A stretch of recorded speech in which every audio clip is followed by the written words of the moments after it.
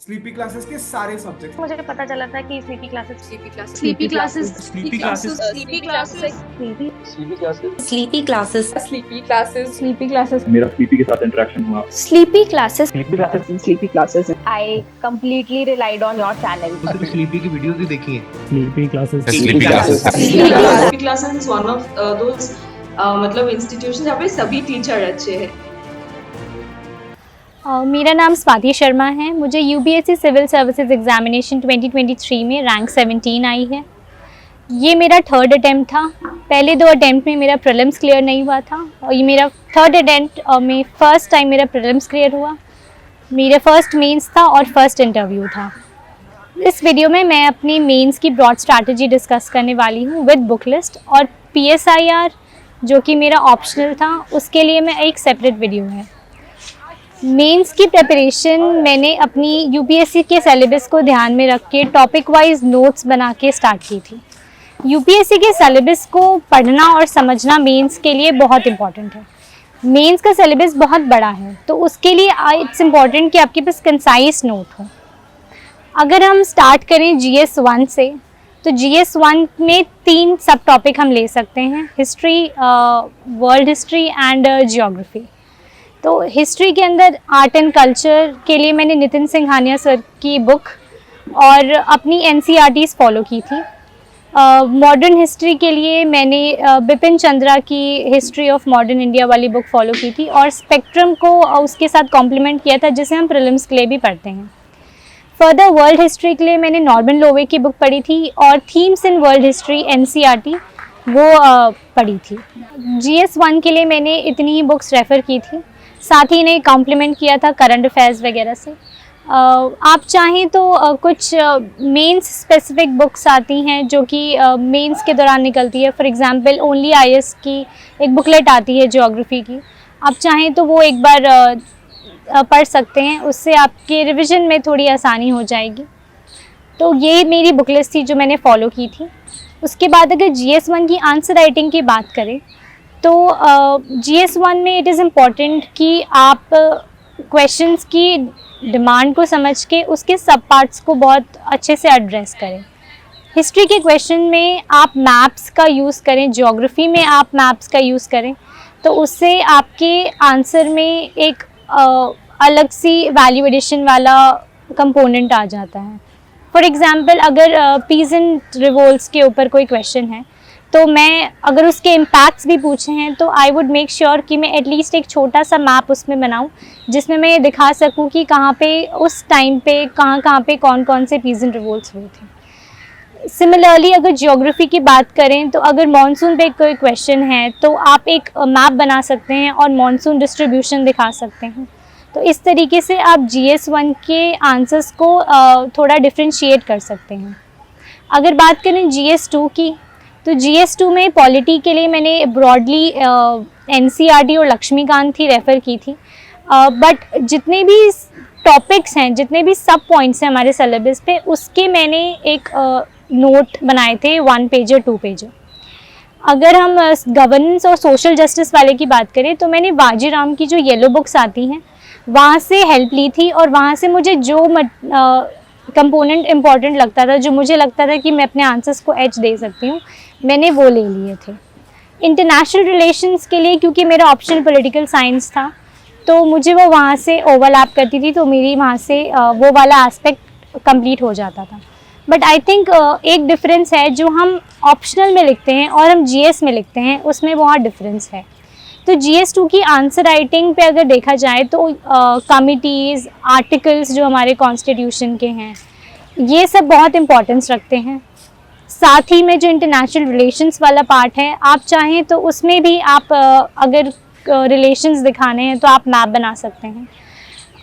साथ ही वहाँ पे इट्स नॉट इम्पॉर्टेंट कि आप किसी स्कॉलर को कोट करें। बहुत लोग GS 2 में स्कॉलर्स को कोट करने लगते हैं, वो चीज़ करना इज़ नॉट रिक्वायर्ड।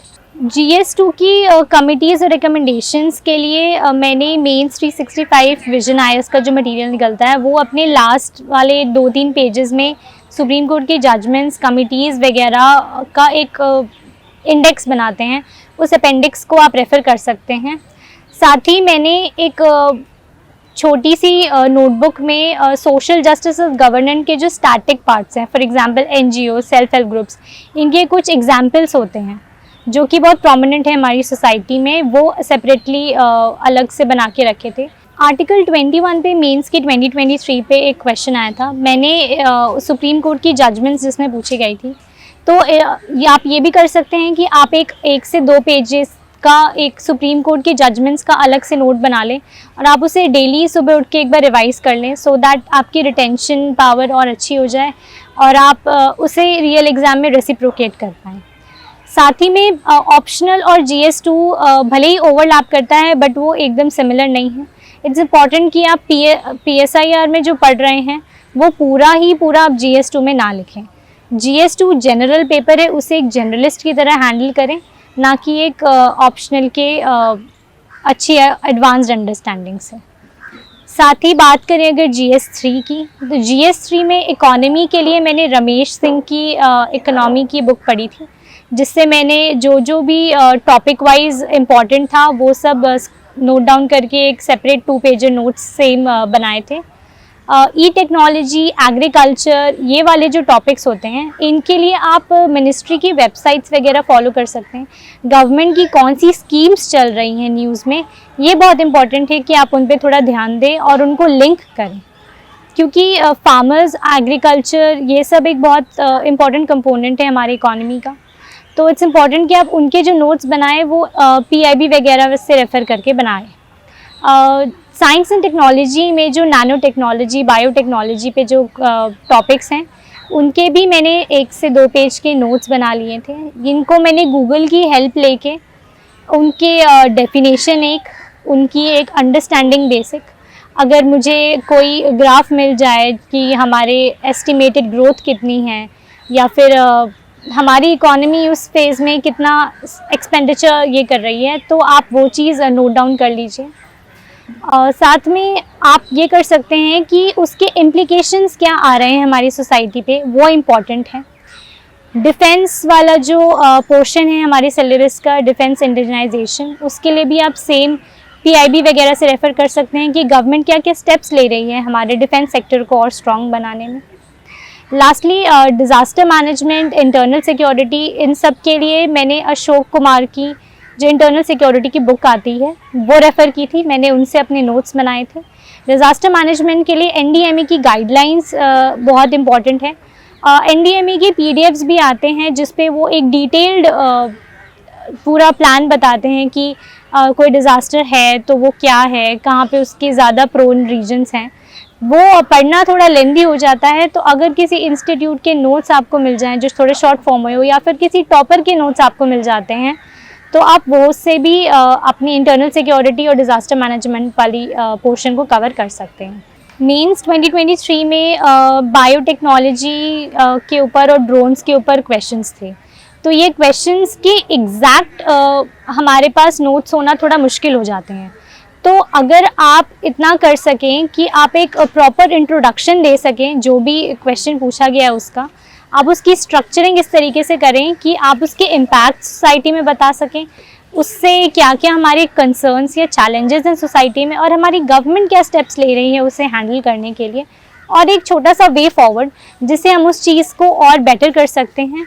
तो और कंक्लूजन लास्टली, तो ये आपके आंसर को एक अच्छा इम्पैक्टफुल मार्क्स गेन करने में हेल्प कर सकता है, डिस्पाइट अगर आपको कोई चीज़ एग्जैक्ट इन्फॉर्मेशन नहीं आ रही है। GS4 के पेपर के लिए सेम स्ट्रैटेजी जो मैंने बाकी GS के लिए की थी, मैंने topic wise 1 pager 2 pager notes बनाए थे। GS4 के लिए ये इंपॉर्टेंट है कि जो उसमें टर्म्स लिखे हैं, ट्रांसपेरेंसी, अकाउंटेबिलिटी, सिटीजन्स चार्टर, इन सब के ऊपर आपके पास अगर एक आप डेफिनेशन बना के रख सकें तो वो आपको हेल्प करती है एग्ज़ाम में जल्दी से रेसिप्रोकेट करने में। साथ ही में आपको अगर GS4 के आंसर्स को फ्लो चार्ट्स के थ्रू या फिर ट्रायंगल्स और बार ग्राफ्स के थ्रू अगर आप उसे और अच्छे से बता सकते हैं तो आप वो भी कर सकते हैं। हमारे कोट बेस्ड क्वेश्चंस में मैं फ्लो चार्ट्स का यूज़ करती थी ताकि थोड़ी आंसर में अगर टाइम का भी कंस्ट्रेंट है तो मैं अपनी जो अंडरस्टैंडिंग है उसे फ्लो चार्ट्स के थ्रू दिखा सकूं। GS 4 के लिए मैंने लेक्सिकन की बुक पढ़ी थी। अगर आप चाहें तो फोरम IS की रेड बुक है, उसमें एग्जाम्पल्स आपको काफ़ी अच्छे मिल जाते हैं। एथिक्स के पेपर के लिए रियल लाइफ एग्जाम्पल्स पे अगर आप फोकस करें तो वो ज़्यादा एक बेटर स्ट्रैटेजी होती है। एथिक्स में ये भी इम्पॉर्टेंट है कि आप एथिकल टर्म्स का बहुत अच्छे से इस्तेमाल करें। स्पेशली केस स्टडीज़ की अगर हम बात करें तो केस स्टडी का जो पोर्शन है, जो वेटेज है पेपर में, वो काफ़ी इंपॉर्टेंट माना जाता है। प्लस केस स्टडी में हमें काफ़ी टाइम भी स्पेंड करना पड़ता है, क्योंकि केस स्टडी को हमें पढ़ना है और हमें उसके 2-3-4 सब पार्ट्स को आंसर करना है। तो इट इज़ इम्पॉर्टेंट कि आप उसका एक छोटा सा ओवरव्यू दें पहले केस स्टडी का, कि आप केस स्टडी किस बारे में हैं, उसके फिर एथिकल डिलेमास हैं या एथिकल इश्यूज़ हैं वो आप ध्यान से पढ़ें और उनका थोड़ा थोड़ा एक्सप्लेनेशन दें कि अगर वो एथिकल डिलेमा या इशू है तो वो किस वजह से है। अगर आप प्रोस कॉन्स बना रहे हैं, तो अगर आप स्टेक होल्डर अप्रोच यूज़ कर रहे हैं फ्लो चार्ट बनाने के लिए, तो ये सारी चीज़ें हैं जो आप अपने आंसर्स को थोड़ा और अच्छे से इन्हांस कर सकते हैं।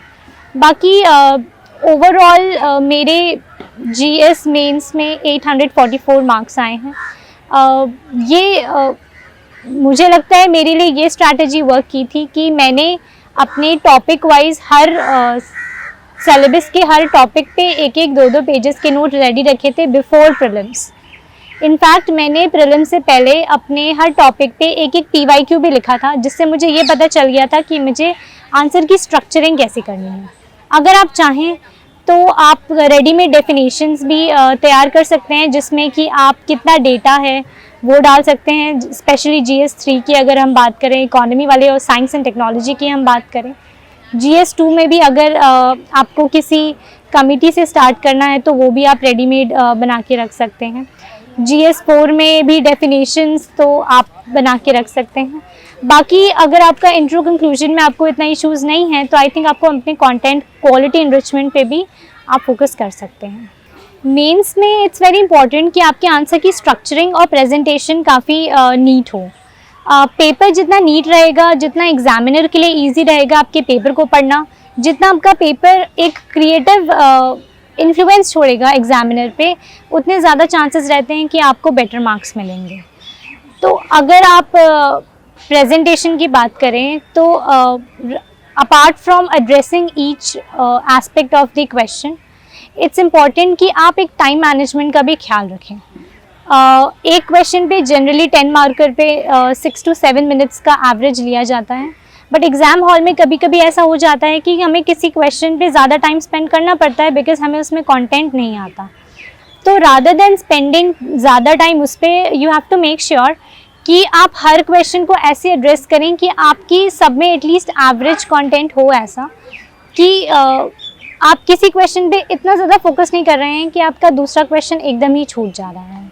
मैंने अपने मेंस में पूरा पेपर कंप्लीशन पे भी फोकस किया था, बट पेपर कंप्लीशन विद सब स्टैंडर्ड चीज़ें might not work. It is important कि इतनी क्वालिटी होनी चाहिए आपके आंसर्स में कि पेपर एग्जामिनर को भी लगे कि आपने थोड़े अच्छा परफॉर्म किया है बेटर से, because this exam is about relative competition. तो you have to make sure कि आपका आंसर किस तरीके से बाकी लोगों से बेटर हो सकता है। फर्दर अगर कौन सा पेन यूज़ करना है, बॉल पेन, जेल पेन, ज़्यादातर लोग V5 या V7 का यूज़ करते हैं।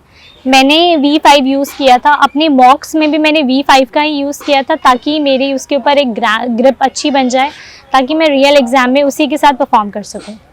रियल एग्ज़ाम में स्ट्रेस बहुत ज़्यादा होता है, आपको अपनी स्पीड और टाइम पे बहुत ज़्यादा ध्यान देना पड़ता है, साथ ही आपके कंटेंट अच्छा होना चाहिए।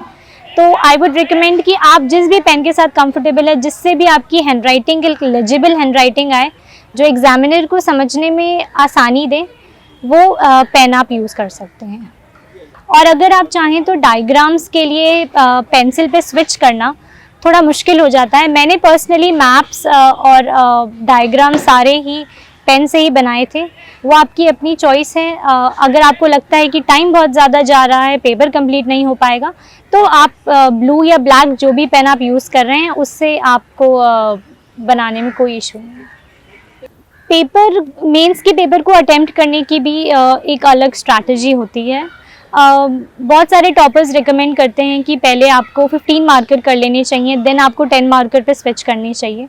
मेरी ये स्ट्रैटेजी रहती थी कि मैं पहले 1 to 5 क्वेश्चंस 10 मार्कर्स के पहले करती थी, उसके बाद मैं अपने सारे 15 मार्कर करती थी, एंड फिर जो टाइम बचता था उसमें मैं क्वेश्चन नंबर 6 to 10 एड्रेस करती थी।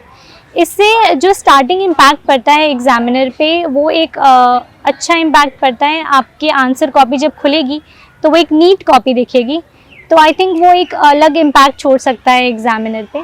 बाकी वो आपकी अपनी स्ट्रैटेजी है, आई थिंक आपको खुद सॉर्ट आउट करना चाहिए कि आपको 15 मार्कर पहले एड्रेस करना है या 10 मार्कर एड्रेस करना है पहले। खुद स्लीपी की वीडियो भी देखी है, स्लीपी क्लासेस के जो आपने फ्री लेक्चर्स डाल रखे हैं यूट्यूब पर, राइट, उनको लाइक काउंटलेस टाइम्स देखा है। Sleepy classes is one of those मतलब इंस्टीट्यूशन जहाँ पे सभी टीचर अच्छे हैं। Sleepy classes has been a part of the journey from the very starting. I used to follow that 1-minute series plus the daily 5 questions that you put. Sir आपके सारे videos मैंने 5-6 बार तो देखे ही।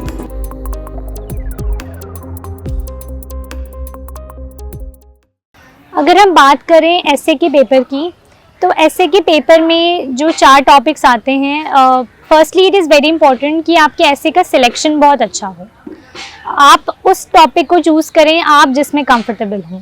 मैंने वो टॉपिक्स लिए थे जिनके ऊपर मैं कंफर्टेबल थी। सेक्शन बी पे मैंने उन टॉपिक्स को लिया जिसके पास मेरे पास थोड़ा भी ऐसा रेडीमेड मटेरियल अवेलेबल हो जिससे मैं थोड़ा वैल्यू एडिशन कर सकूं। ऐसे में भी स्ट्रक्चरिंग और फ्लो लाने के लिए मॉक्स लिखना इज़ वेरी इंपॉर्टेंट। मैंने ऐसे की प्रैक्टिस अपने प्रीलिम्स के बाद ही स्टार्ट की थी। मैंने शुभ्रा रंजन का ऐसे प्रोग्राम दिया था जिसमें मैंने 2 से 3 ऐसेज अपने चेक करवाए थे। साथ ही में मेरे पास एक 2-3 फ्रेंड्स थे जिनको मैं अपने ऐसेज भेजती थी, जो वो मेरी मिस्टेक्स पॉइंट आउट करते थे कि मेरे ऐसे में ये वीकनेस है। ऐसे में फ़्लो बहुत मैटर करता है।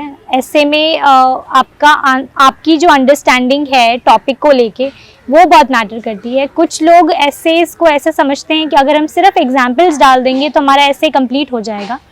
ऐसा नहीं है। ऐसे को हैंडल करने के लिए इट्स इम्पॉर्टेंट कि आप अपने खुद से जो आप समझ रहे हैं उस टॉपिक को आप वो एक्सप्रेस करें, एंड देन उसको आप एग्जाम्पल्स को एज अ सप्लीमेंट यूज़ करें। ऐसे की स्टार्टिंग जैसे हर टॉपर कॉपी में आपने देखा होगा किसी एनेक्डोट से होती है, आप वैसे स्टार्ट कर सकते हैं। बाकी आई थिंक ऐसे का हर इंसान का पोटेंशियल अलग होता है। देयर आर अदर टॉपर्स जिनको ऐसे में मुझसे ज़्यादा मार्क्स आए हैं। आप उनकी कॉपीज़ देखिए, उनकी कॉपी से ये समझने की कोशिश कीजिए कि ऐसा क्या है जो उनकी कॉपीज़ को डिफरेंट बनाता है। या तो उनका फ्लो है, या स्ट्रक्चरिंग है, या कुछ एक्सेप्शनल कंटेंट है, तो आप उनसे हेल्प ले सकते हैं। मुझे ऐसे में 111 मार्क्स आए थे। बाकी आई वुड रिकमेंड कि अगर जो बाकी टॉपर्स हैं जिनके ऐसे में ज़्यादा बेटर मार्क्स आए हैं, आप उनसे हेल्प लें और उनकी कॉपीज़ को एक बार अच्छे से एनालाइज करें। बहुत सारे लोगों के मन में ये सवाल होता है कि अगर आपको यूपीएससी की प्रेपरेशन करनी है तो आपकी इंग्लिश बहुत अच्छी होनी चाहिए, बहुत फ्लुएंट होनी चाहिए। बट आई थिंक अगर आप मेंस लिख रहे हैं या फिर अगर आप इंटरव्यू स्टेज तक भी पहुंच रहे हैं और आपकी मीडियम इतना अच्छा है कि आप अपनी चीज़ों को पेपर में रेसिप्रोकेट कर पा रहे हैं, आप उसे समझा पा रहे हैं, तो आई थिंक आपका काम वहाँ पे काफ़ी हद तक पूरा हो जाता है। इट इज़ नॉट इम्पॉर्टेंट कि आपको कोई फैंसी इंग्लिश लिखनी है, आपको फ्लावरी वर्ड्स लिखने हैं, आपको एक कॉमन जनरलिस्ट इंग्लिश लिखनी है जिससे कि आप क्वेश्चन की डिमांड को एड्रेस करें, जो एग्जामिनर ने पूछा है उसको एक इंट्रो बॉडी कंक्लूजन वाले पार्ट से with examples with flow charts address कर सकें। मैंने अपनी ऐसे की प्रेपरेशन प्रीलिम्स के बाद ही ऐसेज लिखना स्टार्ट की थी, बट आई वुड रिकमेंड कि अगर आप अपनी प्रेपरेशन जब स्टार्ट करते हैं तो अगर आप महीने में 1 से 2 ऐसे लिख सकें PYQ के थ्रू, और अगर आप उसे किसी से इवैल्यूएट करा सकें तो वो आपको ऐसे में बाद में ज़्यादा स्कोर करने में हेल्पफुल हो सकता है। जैसे हमने प्रीलिम्स के लिए मॉक्स लगाते हैं, सिमिलरली मेंस के लिए भी इट्स वेरी इंपॉर्टेंट कि आप मॉक्स लगाएं, आप उस रियल एग्ज़ाम लाइक इन्वायरमेंट को सिमुलेट कर सकें। मैंने GS के लिए विजन का अभ्यास लिया था और फोरम IS का मेंस गाइडेड प्रोग्राम कोहॉर्ट 13 जो प्रीलिम्स के बाद आता है स्पेसिफिकली फॉर मेंस, मैंने वो वाला लिया था। मैंने अराउंड 6 to 8 पेपर्स लिखे थे GS के लिए, और ऐसे के लिए मैंने 3 to 4 एसेज लिखे थे और जिसमें से मैं सारे एसेज को चेक तो नहीं करा पाई थी। मैं ज़्यादातर एसेज लिख के अपने पीयर ग्रुप से चेक कराने में भी हेल्प मिलती है, मेरा ऐसा मानना था। जब आप टेस्ट देते हैं तो इट इज़ इम्पॉर्टेंट कि आप अपना सिलेबस कंप्लीट करते करते साथ ही साथ मॉक्स देते जाएं। आप अपने मॉक्स देते जाएंगे तो आपका एक तरफ से सिलेबस कंप्लीट हो जाएगा। सेक्शनल और फुल लेंथ दोनों ही बहुत इंपॉर्टेंट है। एटलीस्ट आप एक फुल लेंथ एग्ज़ाम से पहले लिख के जाएं। कोशिश करें कि आप जितने ज़्यादा हो सके उतने फुल लेंथ लिख पाएँ एंड इन दैट 3 आवर्स आपके अंदर जितना कंटेंट है आप उसको रिटेन करके वहाँ पे प्रेजेंट कर पाएँ। एट टाइम्स ऐसा होता था कि मैं अपने टारगेट्स को कंप्लीट नहीं कर पाती थी मेंस के टाइम। मैं रिवीजन पे ज़्यादा फोकस्ड हो जाती थी और मैं टेस्ट नहीं लिख पाती थी, जिस कारण मेरी आंसर राइटिंग की चेकिंग में थोड़ा डिले हो जाता था। तो इट इज़ इम्पॉर्टेंट कि आप एक ऐसा टारगेट बनाएं कि आप रिवीजन के साथ साथ टेस्ट लिखें ताकि वो आपका टाइमली चेक होके आ पाए और आप उसको एनालाइज कर पाएँ कि आपकी जो मिस्टेक्स हैं आप उन पे अच्छे से वर्क कर पाएँ। क्योंकि मेंस का बहुत ज़्यादा वेटेज है आपकी रैंकिंग में और आपके सिलेक्शन में। तो इट इज़ इम्पॉर्टेंट कि आप उसको टाइम से एनालाइज करके अपने पीयर ग्रुप से चेक कराएं या फिर आपने जहाँ भी ज्वाइन किया है ऑनलाइन या ऑफलाइन, बस आप उसे टाइम से सबमिट करें ताकि आपकी वीकनेस आपको पता चल जाए। टेस्ट सीरीज़ के लिए इट इज़ ऑल्सो इम्पॉर्टेंट कि आपके पेपर्स सही टाइम पे चेक होके आएँ ताकि आप अपनी मिस्टेक्स को एनालाइज कर पाएँ। मैंने अपने प्रीलिम से पहले इनलाइट IAS का daily answer writing program join किया था, जो 24 आवर्स से 48 आवर्स के अंदर मेरे पर आंसर को इवैल्यूएट करके मुझे सेंड करते थे। तो अगर ऐसी इवैल्यूएशन मिल रही है विद फीडबैक तो वो आपकी प्रेपरेशन को एक और मोर कॉन्फिडेंट प्रेपरेशन बनाती है, साथ ही इवैल्यूएशन करने में बेटर हो जाती है। बट अगर आपकी कॉपी इवैल्यूएट होने में ज़्यादा टाइम लग रहा है तो you can switch to some other institute और आप या फिर इंस्टीट्यूट वालों से भी आप क्वेरी अपनी सॉल्व कराएं कि आपके विद इन 1 वीक कम से कम फुल लेंथ पेपर अगर आप दे रहे हैं तो वो चेक होके आ जाएं। मेंस के time you have to specially make sure कि आपके पेपर्स टाइमली चेक होके आ जाएं ताकि आपको एग्ज़ाम देने के बाद ऐसा ना लगे कि मे बी पेपर पहले चेक होके आ जाता तो शायद मैं बेटर तरीके से परफॉर्म कर पाता या कर पाती। मैंने फोरम IAS का मेंस गाइडेड प्रोग्राम लिया था और विजन का अभ्यास दिया था। उनकी पेपर्स टाइम पे इवैल्यूएट होके आ जाते हैं, तो अगर आप चाहें तो आप ये ज्वाइन कर सकते हैं। बट आई वुड रिकमेंड कि एटलीस्ट आप एक ऐसे इंस्टीट्यूट को ज्वाइन करें ड्यूरिंग मेंस जो आपकी वो जो 3 दिन की जर्नी होती है essay, GS1, GS2, GS3, GS4 consecutively, वो आप हैंडल करने के लिए एग्ज़ाम से पहले ही प्रिपेयर्ड रहें। और essay के नोट मेकिंग के लिए मैंने अपने सेकेंड अटैम्प्ट के बाद डिजिटली उन्हें बनाना स्टार्ट कर दिया था। इससे ये फ़ायदा होता है कि अगर करंट में कोई हैपनिंग है तो आप उसको वो ऐड ऑन कर सकते हैं। उसके न्यूज़पेपर्स में जो भी एग्जांपल्स आ रहे हैं या कोई हॉट टॉपिक है जो चल रहा है तो वो आप उसे डिजिटली एवरनोट का यूज़ करके बना सकते हैं। ये आपको बाद में ये हेल्प करता है कि जब आपका रियल एग्ज़ाम आ रहा है तो आप उसे प्रिंट आउट करा लीजिए ताकि वो आपकी प्रिपरेशन को और आसान बना सके।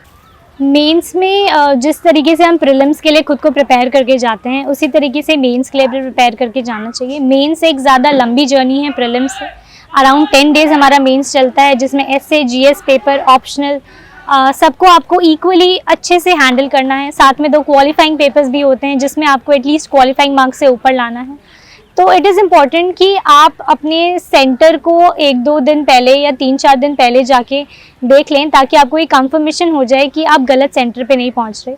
क्योंकि जो टाइमिंग है आप उससे कम से कम 1 घंटा पहले अपने एग्ज़ाम सेंटर पे पहुंच जाइए। अपने आप को जाके वहाँ काम कीजिए ताकि आप ज़्यादा प्रेशर ना लें खुद पे और आप जितना फ्री माइंड होके अपना एग्ज़ाम लिख सकते हैं उतना लिखिए। ऐसे में आपको अपनी क्रिएटिविटी दिखानी है, आप एज अ ह्यूमन बीइंग कैसे हैं आपको वो दिखाना है, आपको अपनी अंडरस्टैंडिंग दिखानी है। GS के पेपर में आपको अपनी ग्रिड दिखानी है कि आपको अपना पेपर कंप्लीट करना है टाइम पे, आपको अच्छा कंटेंट डिलीवर करना है। तो ये सब करने के लिए आपको एक क्लियर माइंड, एक फोकस्ड माइंड होना बहुत इंपॉर्टेंट है। साथ ही इट इज़ इम्पॉर्टेंट कि आप लाइट फूड प्रेफर करें ताकि जो सेकेंड शिफ्ट में पेपर होते हैं GS2 और GS4 के उसमें आप स्लीपी या लेथार्जिक ना महसूस करें, आप एनर्जेटिक रहें। फ्रूट्स वगैरह आप ज़्यादा कंज्यूम कीजिए, चॉकलेट्स वगैरह आप कंज्यूम कर सकते हैं।